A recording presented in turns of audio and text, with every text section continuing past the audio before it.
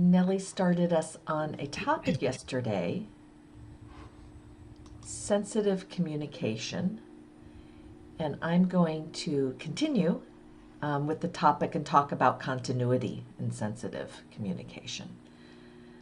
So, in the Dharma, we usually place sensitive communication under the broad category of right speech. But the phrase evokes something much wider than speech alone. I think it points to an entire orientation, an orientation of how do we listen, when we pause, how we sense what is happening before deciding what to add to it, and even how we adjust our speech and communications after words have been said. When we bring in the word sensitive, many of us have at one time or not been called sensitive.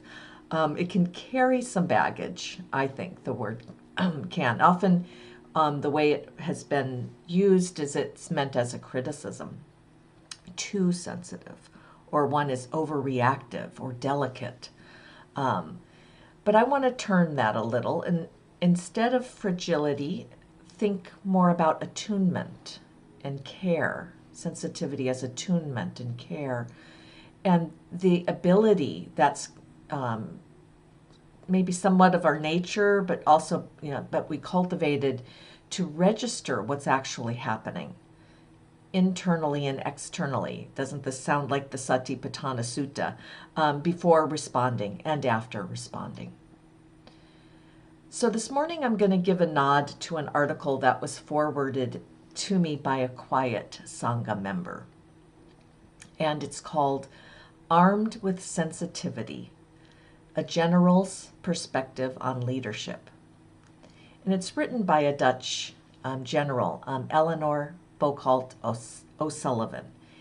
And what struck me immediately was how unexpected her voice felt, not because of what she's saying, but because of where she's saying it from.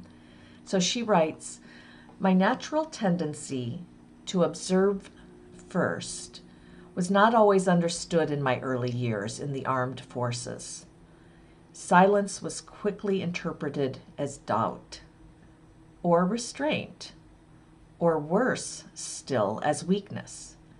In meetings, I felt pressure to say something, even when I knew it would be more useful to wait a moment, to listen, to understand, and then to respond. In many organizations, including the armed forces, visible leadership is often equated with audible leadership. Those who speak up get attention, and those who hesitate risk giving the impression that they have nothing to say. What I hoped is to convey, and she's writing it from the article, but she hopes and hoped to convey, is that silence is not the same as passivity or absence. It's not passive. It's not doing nothing. It's giving space so that others have the courage to say something." So to me, she sounds like someone who'd be drawn to meditation, not the armed services, or to philosophy, or at least long walks with people and good questions. Yet here she is carrying this way of being into a field where speed, decisiveness, and command have traditionally been prized. And what she's describing is not a lack of leadership, but a different expression of it. And one that doesn't rush to fill space and rush with dominance. One that trusts that understanding can precede action, should precede action, I'll even go so far to say. So interestingly enough, she followed up this research through the Quiet Institute. Susan Cain is the author of a book called Quiet. It was a very interesting read. And then she organized what she called a Quiet Leadership Symposium. And these are leaders of all different fields. The participants filled out a survey before attending, and based on the results, they were assigned a seat color at the conference. Red for extrovert, green for introvert, and blue for ambivert, this kind of middle way, flexible middle way between each. And she did it in a kind of simple, playful way, but she found the results revealing because when people entered the room, the group was divided over 90% as extroverts, and introverts and ambiverts made up about 2% of the conference. Now, she questions the accuracy of self-report surveys, and people in leadership often think they should be a certain way, and especially in professional environments. And as she points out, in her organization where action, visibility, and speed are, primary, it's not surprising that fewer people apply. And I love how she says this, who prefer to have a bit of a think first. She said she didn't get a lot of people who prefer to have a bit of a think first. But the survey kind of caught my attention, and the article caught my attention, and I started to wander. My mind wandered into Dharma spaces. Would it look different if we did a survey before a meditation retreat? And I thought it was tempting to assume that meditation attracts introverts, that meditators are quieter, less reactive, less inclined to speak.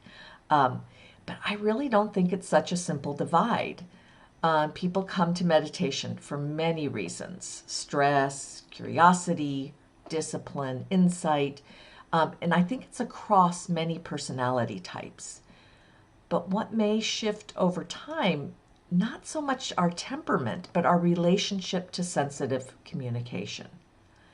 And what we could say from this is that meditators often become better at noticing the urge to speak or to act before just following it. And in reflective meditation, I'll add, think about it afterwards. We like to have a think about it.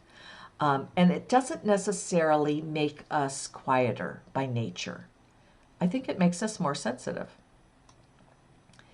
So what this can look like, while it can look like introversion from the outside, I think it's really something else. It's our training for the capacity to wait, to feel the moment when we communicate, how communication could be helpful, how it could be best used, and when it would not. Now, one other thing Eleanor says is that in communication, where the strength lies, what she saw from her study, is in continuity, in continuing to listen, in continuing with relationships, in understanding what's there before saying something, and being related to how things unfold and what happens afterwards. And this really hits me from a reflective meditation standpoint, where we talk about reflection, meditation, reflection, and relationship. And sensitive communication comes from that continuity of our practice that we do. Tending to listen long enough to understand what's already there before trying to just rush in and shape it. Also, trusting, and here I would say not blindly, and anyone who's newer to our call, we hope you see this, you start to see this for yourself, that our gathering does something with this balance between speaking and silence. And silence is important. It organizes our practice, and also invites us to have more room for voices that otherwise might stay quiet. We really would like people to feel comfortable enough to speak up, to start to talk about their experience. And we hope that can come from being silent together in our meditation. Really, silence is part of intelligent action, my view. Okay, so I find it really quietly encouraging that this understanding is showing up not only in meditation halls, sensitive communication, but in places where high stakes, vast tempos, and cost of misunderstanding is real, which I would consider the armed forces, that kind of place. And it seems so wildly opposite to the armed forces here in the U.S. And yet, this seed has been planted. She planted it by writing about it. Somebody shared about it with me. I'm now sharing about it with you. And I really hope that it will bear fruit in ways that I can't even imagine, that we can't even imagine now.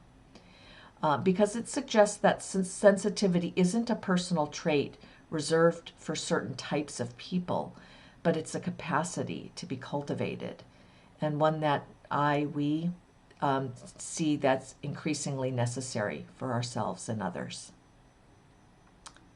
Okay, I'll end here today.